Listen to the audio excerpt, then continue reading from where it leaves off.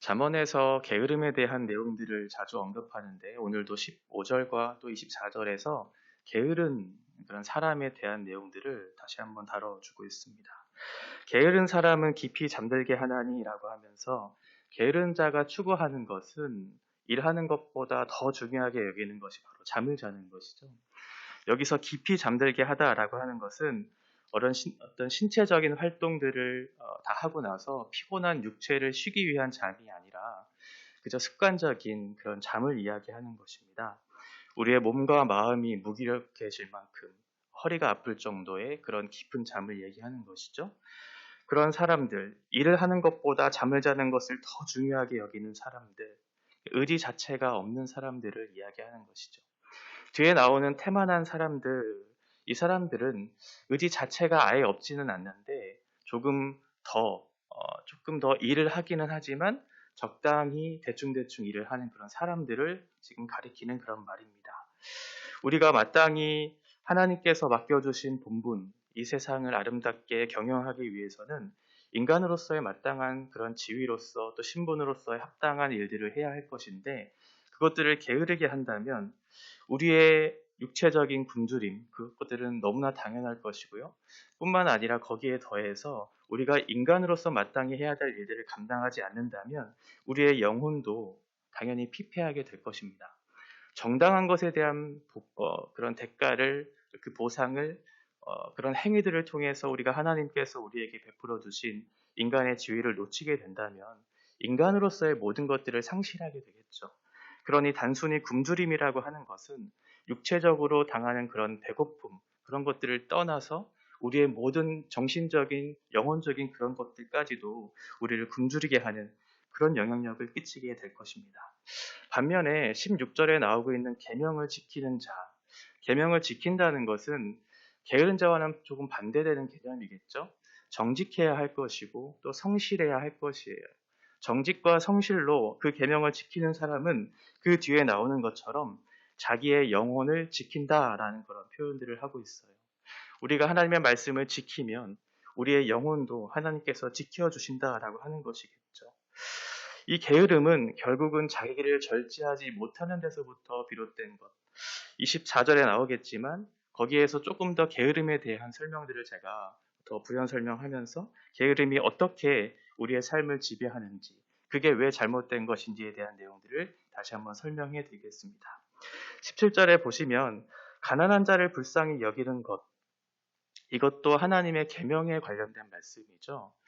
출애굽기 22장 21절 이하를 보면 나그네와 고아 또 과부와 같은 소외되고 가난한 자들, 사회적으로 조금 고립되어 있는 그 사람들을 돌보는 것은 하나님의 계명에 합당한 그런 것이었잖아요. 그러니까 그들을 지키는 것, 하나님께서 보살피고자 하는 그들을 지키는 것, 그것은 하나님께 구워드리는 것이 되어진다 이렇게 말씀하고 있어요. 왜 그럴까요? 하나님께서 원하시는 그것들을 함께 동참하는 사람들에게 있어서는 반드시 하나님께서 그에게 필요한 것들을 주신다라고 하는 그런 의미일 거예요. 하나님께서 사랑하는 영혼들을 위해서 또 그 마음에 동참하고자 하는 사람들에게 더 필요한 것들을 주시지 않겠어요? 당신의 성품을 나타내기 위한 그런 열심을 나타내는 사람들에게 당연히 그런 것들을 주시겠죠. 하나님은 그렇게 야박한 분이 아니시니까요. 당신의 뜻을 따라 동참하고자 하는 그런 사람들, 그들에게 있어 필요한 물질도 주실 것이고 그들에게 필요한 능력도 주실 거예요. 무엇이 없다고 핑계대면서 내가 이것들을 못한다라고 하는 것이 아니라 어떻게 해서든지 하나님의 나라와 교회와 성도들을 위해서 애쓰고 수고하는 사람들에게 옆에 있는 사람들을 통해서 또 많은 하나님의 도움의 손길들을 통해서 그 영혼들을 필요를 채워주시지 않겠습니까? 당연하겠죠. 저라도 그럴 것 같아요. 먼 길에서 이 예배를 사모하는 마음으로 그렇게 동참하고자 하는 그 사람들에게 가는 길이 너무 멀고 너무 위험하고 너무 늦었다면 당연히 차량 운행을 제가 해주겠죠. 또한 교통비가 없어서 교회 나오지 못한 사람들에게 물질을 이렇게 제공해주지 않겠어요? 저도 그런 경험들이 있었기 때문에 이런 말씀을 드리는 거예요.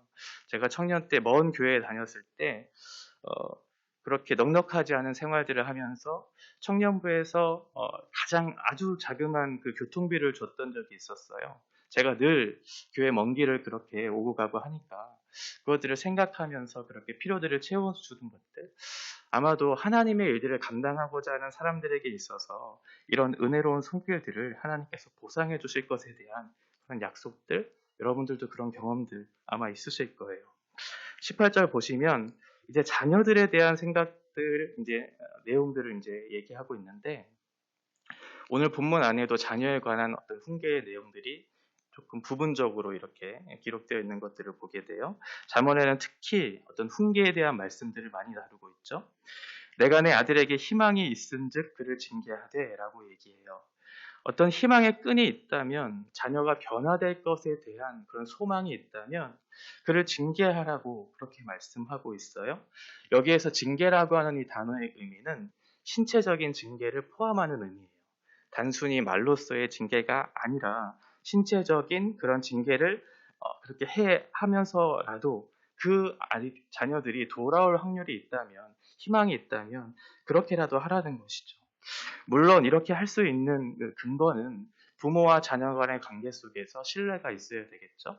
또 사랑의 관계가 전제가 된 상태에서 해야지, 그렇지 않으면 부모가 자녀를 향한 폭력이 될 것이고 자녀는 당하는 입장에서 학대가 될 것이기 때문에 그래요.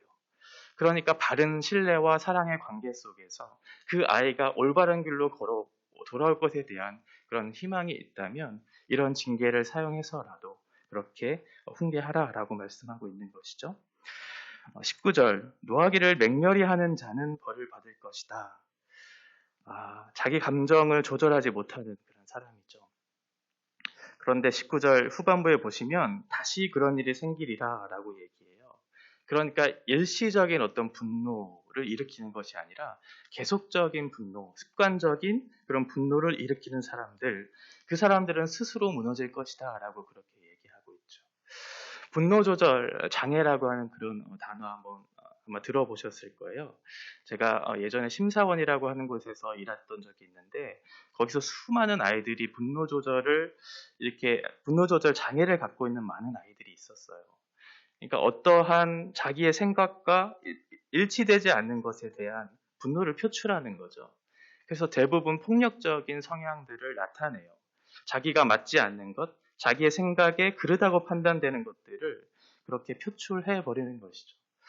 오늘날 한국 사회가 굉장히 많은 분노를 갖고 있잖아요. 툭하면 분노가 팍 터질 것처럼, 모든 사람들이 화를 담고 있는 것처럼 그렇게 살아가는 우리 현재를 아마도 많이 보게 되실 것인데, 아마도 이것들은 상대적인 박탈감, 나보다 더 많은 것들을 소유한 것에 대한, 나는 그렇지 못한 것에 대한 그런 상대적 박탈감으로 인한 결과들이 많이 있을 거예요. 실제로 어떤 묻지마 살인과 같은 타인을 향한, 사회를 향한 자기의 분노를 표출하는 그런 주기들을 살펴보면 대부분 빈부의 격차가 가장 커졌을 때, 그때 대부분 많은 일들이 일어난다고 해요. 사회에 대한 불만, 타인에 대한 불만, 그것들을 표출해 버리는 것이죠. 20절 보시면 너는 권고를 들으며 훈계를 받으라 라고 얘기해요. 그리하면 네가 필경은 그 끝은 지혜롭게 될 것이다 라고 얘기하고 있죠. 상대적인 박탈감. 왜 상대적인 박탈감을 그렇게 느끼게 될까요? 결국은 다른 사람의 말을 경청하지 않고 하나님께서 주시는 그 말씀, 그 지혜로운 말씀을 따라 살아가지 않는 것, 옳고 그른 것을 분별하지 않고 나의 뜻대로, 나의 고집대로 그 길들을 걸어가기 때문에 그러겠죠. 이 훈계를 받아야 그 끝이 지혜롭게 될 것이다 라고 하고 성경은, 잠언은 계속해서 얘기해 주고 있어요. 결국은 인간의 뜻, 나의 생각, 나의 경험, 지식, 그것에 대한 오류를 인정하지 않고서 나의 고집대로 살아간다면 결국은 그 끝은 지혜롭게 되지 못하는 그런 사망의 길을 맞이하게 될 것이다 라고 얘기하는 것이죠. 앞에 있는 많은 것들을 우리가 계획한다 할지라도 21절에서 얘기하고 있는 것처럼 사람의 마음에는 많은 계획들이 있어요. 그런데 그것이 여호와의 뜻과 맞지 않는다면 그것은 돌아서서 하나님의 말씀에 부합된 것에 따라야 한다라는 것들을 다시 한번 상기시켜줘요. 여기에서 21절의 많은 계획들은 복수 형태로 나와 있거든요. 그러니까 그동안 우리가 많이 경험했던 것들, 것들, 들었던 것들, 내가 알고 있는 여러 가지의 것들, 그런 것들이 우리 안에 있다 할지라도 그것이 결국 가장 중요한 것이 무엇이냐면 하나님의 뜻에 부합하고 있는가를 살피라라고 얘기하고 있는 것이죠. 혹 내 뜻과 맞지 않는다 할지라도 그것이 하나님의 뜻이라면 거기에 대해서 겸손하게 하나님의 뜻에 순종하고자 하는 마음들이 있어야 함을 얘기해주고 있어요. 자기의 고집이 아니라 자기의 생각과 달라서 분노를 일으키는 것이 아니라 나의 생각과 혹 다르더라도 그의 훈계를 들으면서 계명을 지켜나가는 것, 그것이 참된 지혜의 길임을 우리들에게 다시 한번 말씀해주고 있습니다. 22절 보시면 사람은 자기의 인자함으로 남에게 사모함을 받는다라고 얘기하고 있어요. 여기에서의 인자함은 헤세드를 얘기하는 것이죠. 헤세드. 가난하지만 성실하게 하나님의 언약적 사랑을 지켜나가면서 성실하게 그것을 따르는 사람은 뒤에 나오는 사람, 가난한 자, 거짓말을 해가면서 가난을 벗어난 즉 거짓말을 해나가면서 재물을 쌓은 사람들을 얘기하는 것이겠죠. 그 사람보다는 더 낫다는 거예요. 차라리 거짓된 재물을 많이 소유한 것보다는 정직하게 하나님의 성실한 그 사랑을 의지하고 신뢰하고 따르는 것이 더 낫다고 성경은 얘기해주고 있어요. 물질 만능주의를 살고 있는 우리들, 많은 재물을 소유한다는 것 자체는 죄가 아니죠. 하나님께서 주시는 복이니까요. 그런데 그 물질, 내가 갖고 있는 그 물질을 어떻게 사용하고 있는가는 매우 중요해요. 그 물질을 사용하는 것에 따라서 나의 삶, 내가 생각하는 삶, 나의 삶의 목적이 어디에 있다는 것을 다 드러내주기 때문에 그래요. 우리는 재물을 사용할 때 상대방이 그것으로 인해서 소외되거나 박탈감을 느끼지 않도록 그 재물을 바르게 사용해야 돼요. 차라리 가난한 것이 낫지 거짓말을 해나가면서 형제가 실족하는 그런 것들을 다 보면서까지 거짓된 것으로 만약 재물들을 내가 살피고 그것들을 추구한다면 그것은 하나님께서 기뻐하시는 것은 아닐 거예요. 특별히 재물을 사용할 때에는 옆에 있는 이웃들, 형제들을 의식하면서 주의 깊게 그 재물들을 사용해야 돼요. 특별히 교회 공동체 안에서는 더 그렇죠. 교회 안에는 수많은 다양한 사람들이 모여있기 때문에 그래요. 어떠한 사람들은 재물이 많아요. 어떠한 사람들은 재물이 없어요. 그런데 내가 재물을 사용하는 것이 내 마음이지, 내 소유이니까 내 마음대로 사용할 수 있지라고 생각할 수도 있어요. 그런데 그리스도인이 갖고 있는 자유는 어떠한 것이냐면 소유하고 있는다 할지라도 그것이 공동체의 해가 되고 이웃과 형제들에게 있어서 실족을 가져다 주는 것이라면 내가 스스로 그것들을 절제하는 자유를 갖춘 사람, 그러한 능력을 갖춘 사람이 바로 그리스도인이거든요. 그래서 너무 비싼 어떤 차나 너무 비싼 옷을 걸치고 교회에 온 사람들, 그 사람들에게 하루 벌어서 하루 먹고 사는 그 사람들이 다가가서 자연스럽게 얘기할 수 있을까요? 아마도 어려울 거예요. 교회 안에서 형제가 실족하지 않을 수 있도록, 상대적인 박탈감을 느끼지 않을 수 있도록 그런 자유를 행사할 수 있는 그런 성숙한 그리스도인들이 우리들 안에 되어야 할 것입니다. 23절 보시면 여호와를 경외하는 것은 사람으로 생명에 이르게 하는 것이라 경외하는 자는 족하게 지내고 재앙을 당하지 아니하다라고 그렇게 얘기하고 있어요. 먼저는 하나님을 의식하면서 살아가는 사람들에게 먼저 주어지는 것은 스스로의 생명이 길어지는 것이겠죠. 하나님의 지혜로운 말씀을 따라서 정직한 길을 따라서 성실하게 그 길을 걸어간다면 하나님께서 주시는 생명의 복들을 누리겠죠. 뿐만 아니라 타인의 생명도 길 수 있도록 할 거예요. 나뿐만 아니라 다른 사람들이 재앙을 당하지 않을 수 있도록 사회적인 아름다운 질서들을 만들어가는 것이기 때문에 그래요. 다른 사람들이 분노하지 않도록, 다른 사람들이 박탈감을 느끼지 않을 수 있도록 서로에게 기댈 수 있는 관계를 형성해가는 그러한 사회를 만들어가는 것이죠. 그것이 하나님을 경외하는 사람으로서의 생명을 누리는 것이고 나의 생명을 누리는 것뿐만 아니라 타인의 재앙을 당하지 않게 할 수 있는 그런 공동체를 형성하는 것, 그런 사회를 만드는 것, 그것이 우리 그리스도인들이 해야 할 그런 사명의 자리일 것입니다. 24절은 다시 한번 게으른 자에 대한 내용들을 담고 있죠. 게으른 자, 결국은 게으름이라고 하는 것이 영적인 문제와 관련되어 있는 것이거든요. 게으름은 결국은 자기 사랑으로부터 나오는 거예요. 신자로서, 인간으로서 마땅히 해야 할 본분들이 있을 것인데 그것들을 저버리고 그 특권들, 그 의무들을 무시하면서 나의 삶의 방향들을 결정하는 것, 내가 정당하다고 느끼는 것, 내가 행복하다고 느끼는 것, 그런 것들을 따라 추구하는 것, 그것이 게으름이에요. 아무것도 하지 않는 것이 게으름이 아니에요. 게으른 사람도 굉장히 부지런하거든요. 그러니까 게으름이라고 하는 것은 하나님께서 두신 인간으로서의 삶의 방향들, 목적들, 그것들을 바르게 하는 것이 게으르지 않은 것이에요. 다른 것을 따라 추구하는 것, 행복한 것들, 편한 것들, 그것들을 최우선으로 삼고 하나님 없이 그 계명을 따라 하지 않는 것, 그 모든 것들이 결국은 게으름이기 때문에 그래요. 그래서 게으름의 뿌리는 자기 사랑이에요. 자기를 더 윤택하게 하고 자기를 평화롭게 하고 행복하게 하기 위한 길을 추구하는 것, 그것이 곧 게으름이죠. 그래서 게으름의 끝은 무엇이냐면 절제되지 않는 쾌락을 추구하는 방향으로 나아가게 되는 거예요. 하나님의 말씀을 따라 자기를 말씀에 합치된 삶을 살아가는 것이 아니라 그 말씀을 벗어나서 나의 뜻대로 내가 원하는 것, 그 쾌락을 추구하면서 열심으로 달려가는 것, 그것이 게으름의 뿌리인 거죠. 결국 자기를 사랑하는 그런 모습들일 것입니다.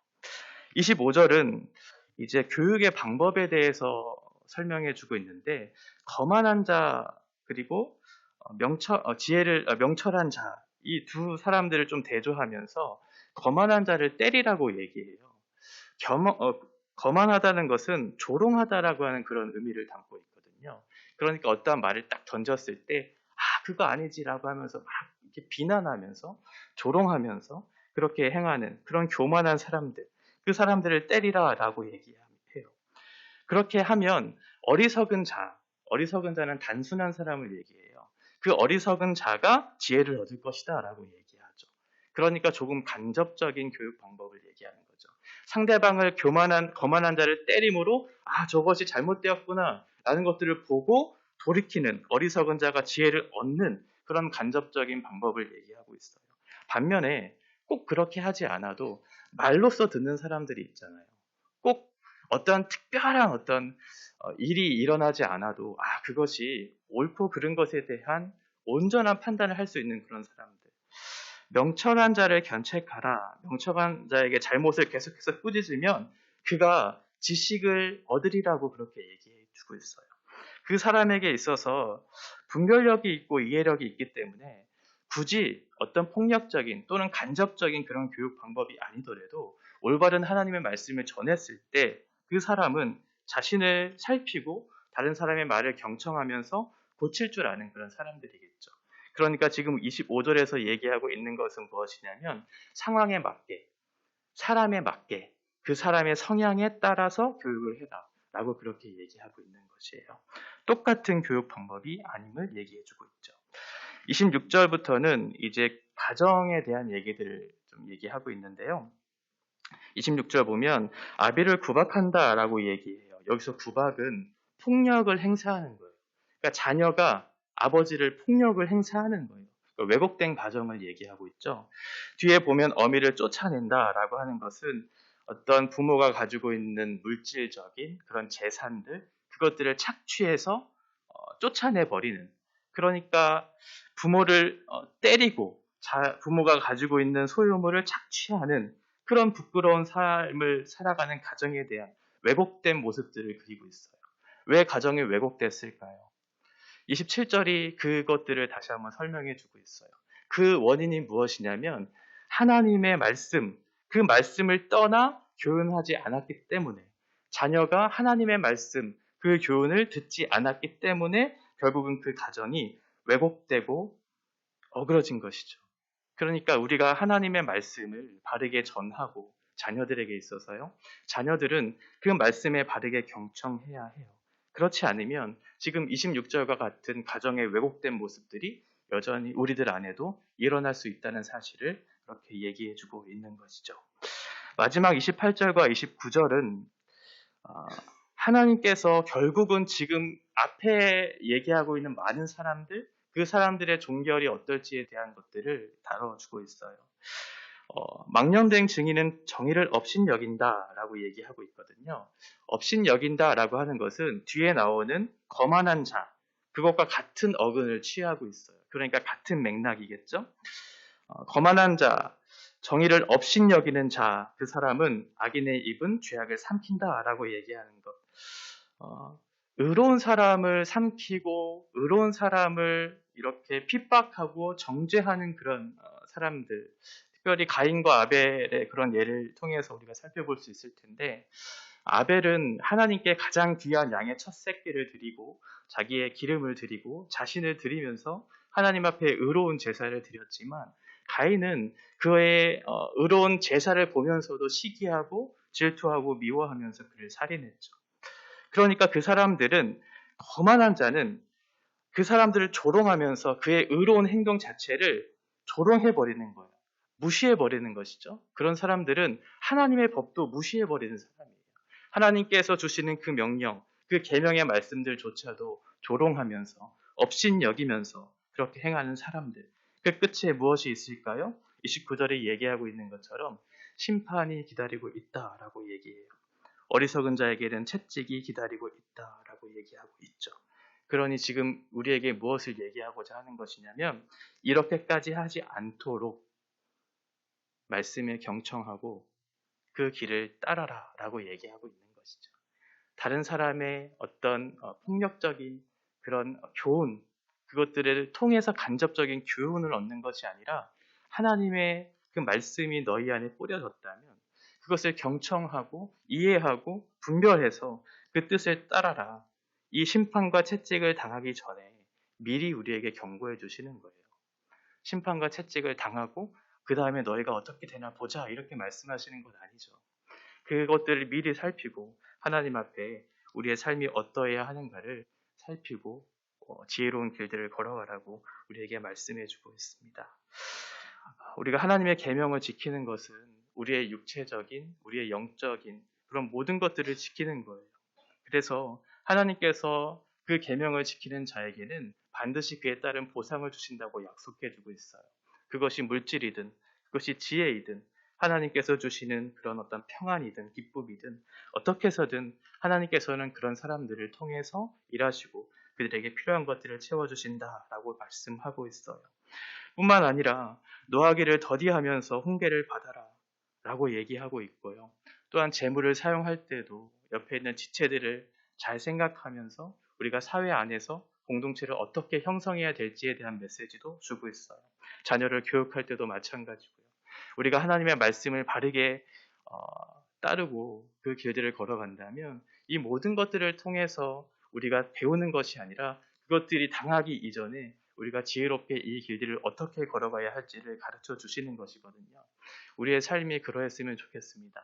이미 당한 것들은 어쩔 수 없지만 그것을 통해서 반면교사 삼으면 되겠지만 하나님께서 주시는 지혜의 말씀을 따라 우리의 가정이 왜곡되지 않고 우리의 사회가 상대적인 박탈감을 느끼지 않는 정의로운 사회, 그래서 하나님의 말씀을 따라 행함으로 우리의 생명이 길고 우리의 영혼도 기름으로 하나님께서 만드신 이 세상을 아름답게 유지하고 보존하는 그런 청지기적인 사명들을 우리들이 잘 감당해야 할 것입니다. 같이 기도하겠습니다. 하나님 아버지, 은혜를 감사합니다. 주께서 주시는 계명, 그것을 따라 행하는 것은 참된 지혜입니다. 그것은 우리의 육체적인, 우리의 영적인 모든 생명의 길 것임을 우리에게 약속해 주셨고, 우리가 하나님의 말씀을 따르며 살아갈 때 필요한 모든 것들을 채워주실 것을 또한 말씀해 주셨습니다. 하나님, 우리가 교만하지 않고 거만하지 않고 상대를 생각하며 이웃을 사랑하는 그러한 삶을 살아갈 수 있도록 인도하여 주시고, 노하기를 더디하며 훈계를 받으며 하나님께서 주시는 성실한 그 약속을 따라 온전히 걸어갈 때 이 사회가 서로를 향해 비난하고 분노하고 박탈감을 느끼는 것이 아니라 아름다운 질서 안에서 하나님께서 베풀어 주신 그 사회 안에서 하나님이 참된 본분으로서의 인간이 어떠해야 하는지를 우리가 경험하고 살아내는 그런 공동체가 되어질 것입니다.